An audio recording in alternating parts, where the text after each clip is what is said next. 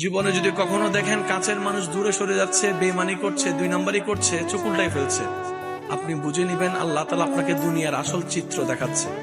আপনি যেন বুঝতে পারেন আপনার আপন বলতে আল্লাহ ছাড়া, আপনার আপন বলতে আপনার নবী ছাড়া আসলে আর কেউ নাই। অনেক সময় দেখবেন আপনার জীবন চলার পথে অনেক পরিচিত ভালোবাসার প্রিয় মানুষগুলাও কিন্তু একসময় আপনাকে চিনবে না, চোখ উল্টাই ফেলে।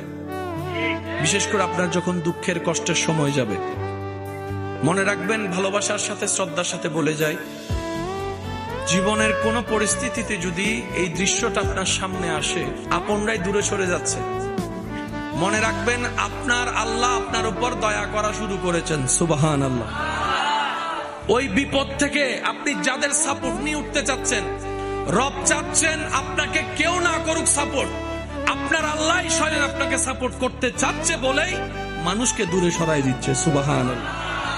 জীবনে যদি কখনো দেখেন কাছের মানুষ দূরে সরে যাচ্ছে, বেঈমানি করছে, দুই নাম্বারই করছে, চোখ উল্টাই ফেলছে, আপনি বুঝে নিবেন আল্লাহ তাআলা আপনাকে দুনিয়ার আসল চিত্র দেখাচ্ছে।